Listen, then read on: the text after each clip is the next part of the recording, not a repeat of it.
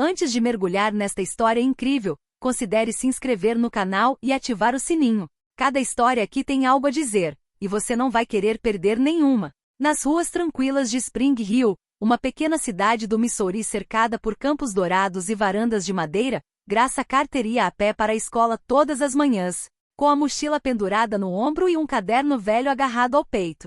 Aos 17 anos, ela tinha aquele tipo de beleza serena que não se nota de imediato, mas que se impõe pela força serena do seu olhar. As pessoas da vizinhança a conheciam. Muitas vezes viam essa jovem sentada sob o olmo no antigo parque municipal, com um livro aberto nos joelhos, ou no pequeno café em Madame Louise, onde ela sempre pedia um chocolate quente com canela, com uma pilha de livros de poesia ao lado. Os lojistas a cumprimentavam afetuosamente, mas também havia aqueles que desviavam o olhar, congelados em hábitos de olhar seletivo, sem nunca terem realmente sabido como cumprimentar alguém daquela forma. Graça, filha de um passado que algumas famílias desta cidade de fachada tranquila preferem manter em segredo. Ela morava com a vovó Mabel numa casa modesta mas acolhedora, onde as paredes estavam cobertas de fotografias antigas e provérbios bordados. A dignidade não faz barulho, mas deixa rastros. Mabel Carter, ex-professora na única escola de pré-integração para crianças negras da cidade. Criou Grace sozinha depois que o pai da criança a abandonou abruptamente e sua mãe morreu em um acidente de carro. Apesar da artrite que a deixava mais lenta e das noites em que sua memória falhava, Mabel permaneceu impressionantemente lúcida na criação da neta. Todas as noites ela lia trechos de Maya Angelou, de James Balduino ou de Toni Morrison. Então o ouviu recitar seus próprios poemas. As palavras são a sua armadura, minha querida. Use-as. Tem escola secundária Jefferson. As paredes cheiravam a história antiga. Placas douradas traziam os nomes das famílias notáveis da cidade, juízes políticos, ex-alunos que se tornaram senadores ou donos de bancos locais. Estudantes de origens modestas eram tolerados, mas nunca realmente esperados. E para uma garota negra de um bairro modesto, o rótulo já estava discretamente afixado, invisível ou dócil, mas certamente não brilhante. Mas Graça Carter, embora discreta, não correspondia a essa expectativa. Sua mente era afiada, sua curiosidade insaciável. Ela fazia perguntas que às vezes perturbavam os professores, não por insolência, mas por uma sede de compreender as áreas cinzentas da história. Ela passava a maior parte dos seus intervalos na biblioteca, nos fundos de uma sala escura com revestimento de madeira, sob o olhar austero dos retratos de ex-diretores brancos. Sentava-se sempre no mesmo lugar perto da janela, de onde podia observar os papéis rodopiarem no pátio com um velho caderno na mão. Escrevia versos sobre o que vivenciava, sobre o que observava, a hipocrisia por trás dos sorrisos, a solidão de uma sala de aula onde as vozes negras estavam ausentes dos livros didáticos, a beleza dos silêncios que carregavam verdades. Ela chamou esse caderno de Meu País Interior. Os outros alunos a olhavam com uma mistura de curiosidade, distanciamento e, às vezes, desprezo. Ela não usava tênis da moda, não tinha um celular de última geração, e seu cabelo costumava ser penteado de forma simples, com o cuidado que Mabel lhe ensinara desde a infância. O que você usa na cabeça é uma coroa. Não deixe que ninguém faça você esquecê-la. Mas naquele ano, tudo mudou. Num dia de outono, enquanto as folhas ruivas dançavam pelos corredores da Jefferson High School, Sr. Donald Pierce, o professor de história do último ano, anunciou um projeto importante. Cada um de vocês terá que fazer uma apresentação oral sobre identidade americana. Você é livre para escolher o ângulo que te inspira, mas eu quero algo concreto. Fatos. Nada de discursos idealistas ou excessivamente pessoais. Um murmúrio percorreu a sala. Alguns alunos resmungaram. Outros assentiram, já certos de que estavam falando dos pais fundadores ou da Constituição. Mas Graça Carter, ela sentiu algo se mover dentro dela. A frase identidade americana ressoou como um desafio. Para ela, essa identidade não se resumia a declarações famosas e bandeiras balançando ao vento. Ela estava pensando em Harriet Jacobs, que escreveu suas memórias em um esconderijo escuro. Claudette Colvin, uma adolescente esquecida, presa diante de Rosa Parks.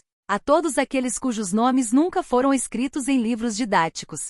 Assim, durante vários dias, ela trabalhou com rara intensidade. Ela compôs um projeto ambicioso, um afresco de palavras e memória. Ela escolheu trechos de cartas de escravos e discursos esquecidos, e incluiu seus próprios poemas para ecoar essas vozes desaparecidas. Ela também pintou, em um grande painel preto, a silhueta de uma mulher em pé no meio de um campo queimado, carregando livros nos braços. Na noite anterior à sua apresentação, ela mal dormiu. Não por medo, mas pela empolgação de finalmente dizer o que ardia dentro dela há tanto tempo. No dia seguinte, a sala de aula estava lotada. As cortinas fechadas deixavam entrar um fio de luz dourada.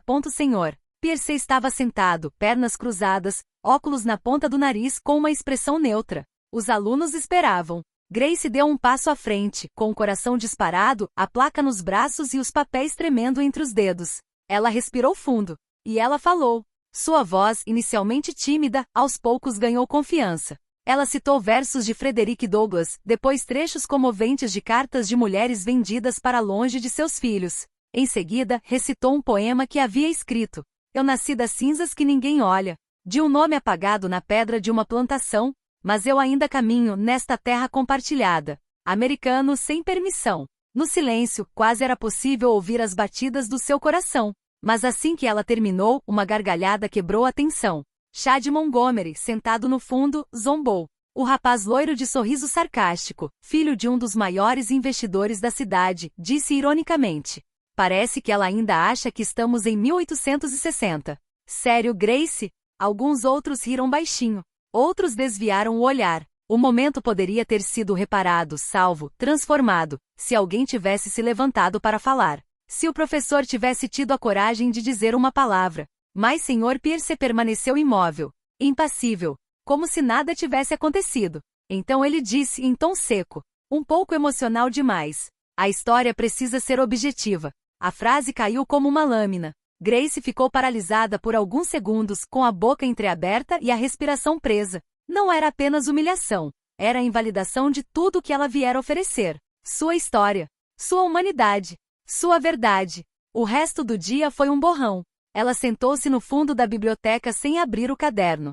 Ficou ali parada, observando os galhos das árvores farfalharem através do vidro, perguntando-se por que dizer a verdade doía tanto. Porque algumas pessoas achavam suas palavras transbordantes de emoção, quando ela, na verdade, tivera que se esforçar para dizê-las sem raiva. Naquela noite, ao voltar para casa, ela empurrou delicadamente a porta da sala. O aroma de lavanda e pão quente a recebeu como um abraço discreto. Sua avó, sentada em sua poltrona surrada, olhou para cima. Ela imediatamente reconheceu o peso nos ombros da neta, a quebra em seu silêncio. Sente-se, meu amor. Conte-me. Grace contou tudo. O mural, a risada de Chad, o silêncio da professora, a injustiça, a vergonha, a raiva reprimida. Mabel não disse nada por um momento. Então, lentamente colocou a mão sobre a de Grace. Minha querida, você acaba de acender uma luz num quarto que alguns preferem manter escuro. Mas a luz, mesmo que pequena, perturba aqueles que dormem na ignorância.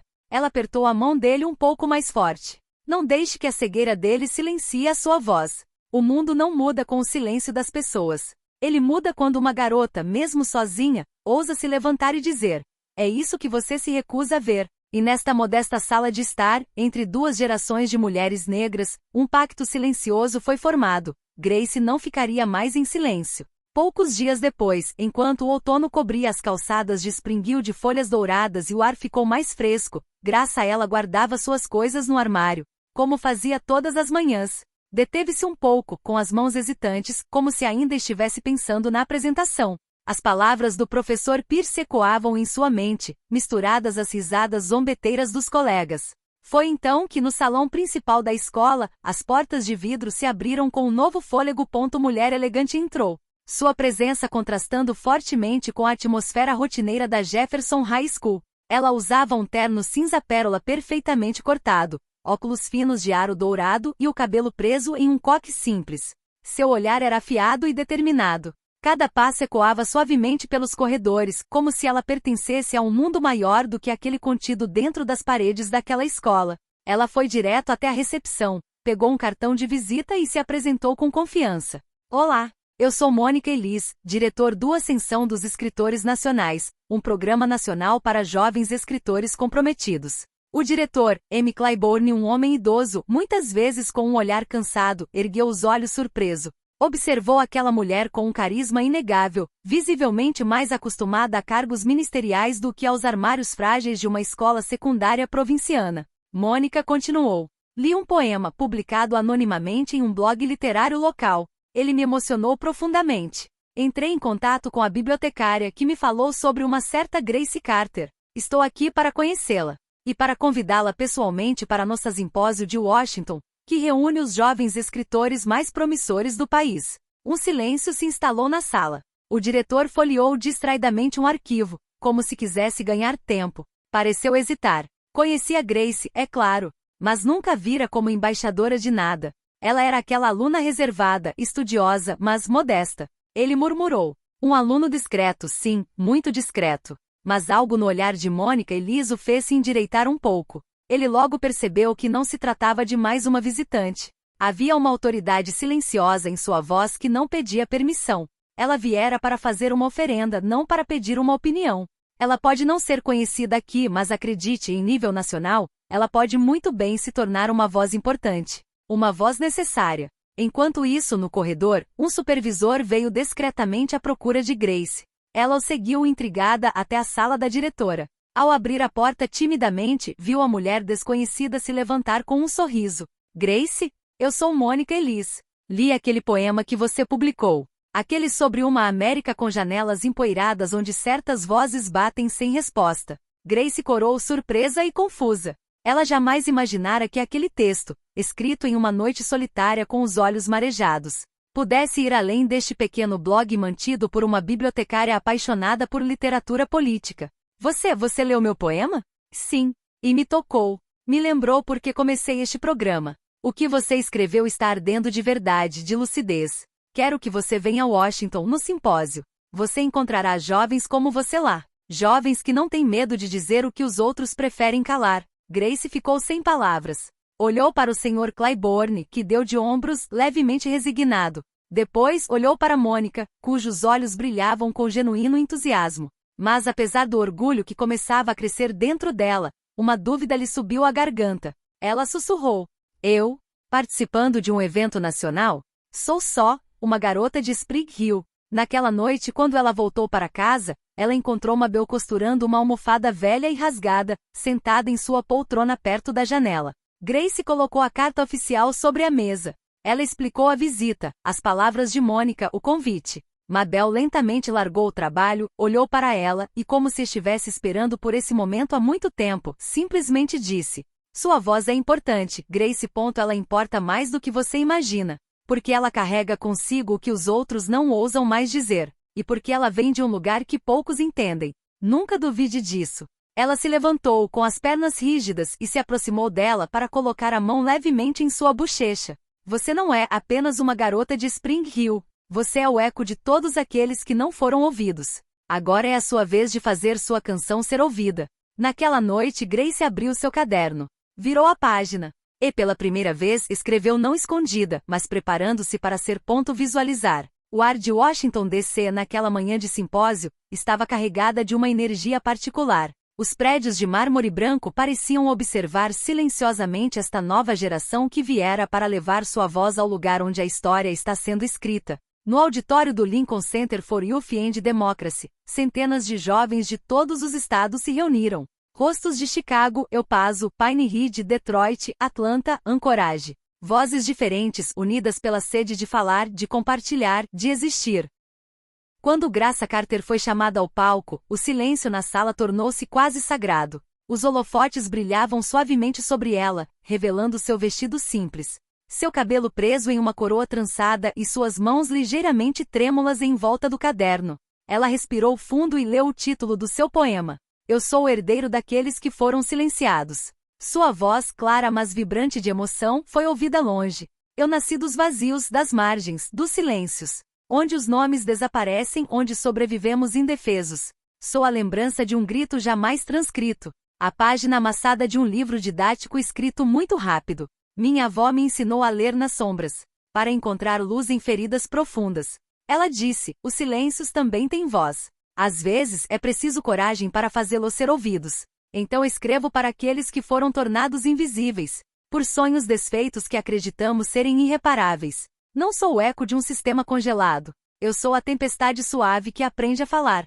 Um tremor percorreu a sala. Alguns jovens tinham lágrimas nos olhos. Outros, balançando a cabeça, reconheciam suas próprias histórias entre os versos de Grace. Ela não estava simplesmente recitando um poema. Ela estava testemunhando. Ela estava abrindo uma brecha. Ela estava trazendo a história do invisível para o salão do poder. No fundo da sala, numa fila reservada aos convidados de honra, General Charles Whitmore estava congelado. Ex-chefe de gabinete, agora conselheiro presidencial para a Juventude e Unidade Nacional, ele ouvirá milhares de discursos ao longo da vida. Mas naquela manhã, algo o comoveu profundamente. Quando a sessão terminou, ele não perdeu um minuto. Dirigiu-se aos bastidores, escoltado por 2 assistentes, e pediu para ver Graça Carter. Ela, ainda impressionada pela ovação que se seguiu à leitura, teve apenas alguns segundos para se recompor antes de ver aquele homem imponente, de olhar gentil e tom sério se aproximar. Grace, eu sou o General Whitmore. Ele estendeu a mão para ela. Já ouvi líderes mundiais discursarem em presidentes sobreviventes.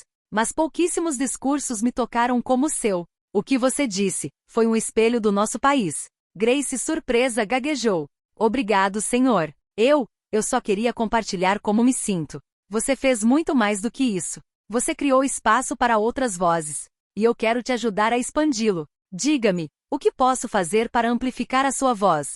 Eles ficaram sentados por um longo tempo em uma pequena sala atrás do palco. Mônica Elise juntou-se a eles, emocionada, com os olhos brilhando de orgulho. Juntos, sonhavam com um projeto.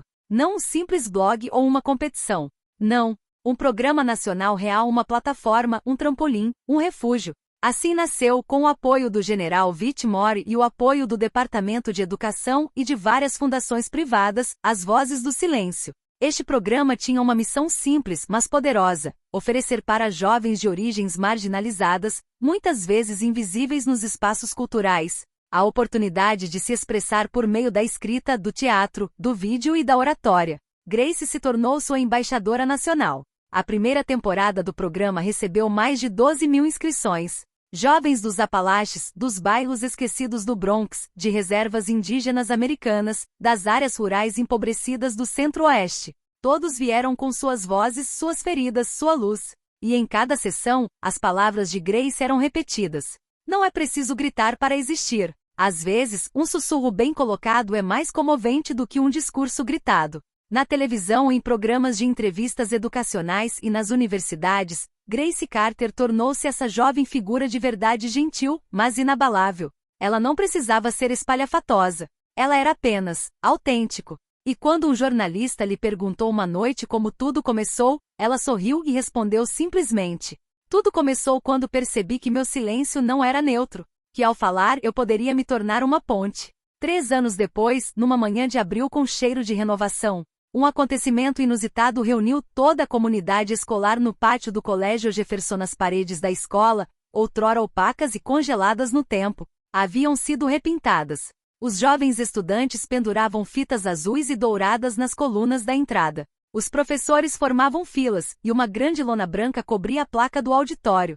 Rostos familiares e novos se misturavam na assembleia. Mas uma mudança profunda pairava no ar, um senso de justiça finalmente alcançado. Na primeira fila, Mabel Carter, agora em uma cadeira de rodas com as mãos cruzadas sobre um cobertor de lã, um sorriso discreto iluminando seu rosto enrugado. O atual diretor, um homem jovem e comprometido, falou: há alguns anos, uma aluna brilhante esteve aqui, nesta mesma escola, enfrentando o silêncio, a zombaria, a indiferença. Mas ela não recuou. Ela escreveu, falou, denunciou. E hoje cabe a nós retribuir a ela o que ela semeou. Ele gesticulou e a lona caiu, revelando a nova placa dourada. Auditório Grace Carter, onde vozes antes abafadas se tornam canções do amanhã. Aplausos irromperam. Alguns ex-alunos, agora professores, trocaram olhares de gratidão. Outros, antes zombeteiros, baixaram os olhos, cientes de que a história havia mudado sem eles. Sr. Donald Pierce, quanto a ele, tinha se aposentado logo após a partida de Grace. Sua partida não fez barulho. Mas nos corredores as pessoas ainda se lembravam do momento em que ele viu o nome de Grace aparecer em um artigo no Washington Post. Dizem que ele murmurou: talvez a emoção também faça parte da história, afinal. Sua substituta, Angela Freeman, era uma mulher negra na casa dos 40 anos, de olhos vivos e voz firme. Ela ensinava história com uma paixão contagiante, destacando as vozes esquecidas, a resistência não reconhecida, as heroínas invisíveis. A cada semestre, ela fazia seus alunos estudarem o poema de Grace, Sou o herdeiro daqueles que foram silenciados. E cada vez ela acrescentava: Nunca se esqueça, sua voz pode mudar um ambiente ou um país. Enquanto isso, em Nova York, em uma sala ensolarada na Universidade de Columbia, Graça Carter, agora estudante de literatura e sociologia, escrevia sob a luz da manhã. Sua mesa estava abarrotada de livros sobre memória, identidade e ativismo, além de cadernos desgastados, repletos de fragmentos de pensamentos, poemas e memórias. Ela parou por um momento, pegou um pedaço de papel de carta de cor creme e escreveu para sua avó. Querida Mabel, às vezes o silêncio de alguns faz mais barulho que 1000 gritos. Você me ensinou a não buscar aprovação, mas a verdade. O que tentaram sufocar em mim, minha sensibilidade, minha raiva gentil, meu jeito de colocar palavras onde outros jogam pedras, é justamente o que me permitiu crescer. O desprezo deles me esculpiu. A ignorância deles me educou. A rejeição deles me impulsionou. E agora eu falo, na minha opinião, para você, para todos aqueles que tentaram silenciar. Com amor, Graça. Ela dobrou a carta, colocou-a em um envelope e saiu para enviá-la. Caminhando pelas ruas do campus, passou por vários alunos que a abordaram com respeito. Alguns a tinham visto em palestras, outros nos vídeos do programa. As Vozes do Silêncio, que se tornou um movimento nacional nas escolas de ensino médio americanas. Mas Grace permaneceu humilde. Ela sabia que sua voz era apenas o eco de uma herança mais ampla, transmitida de geração em geração por mulheres como Mabel. Não era reconhecimento que ela buscava. Era a continuidade.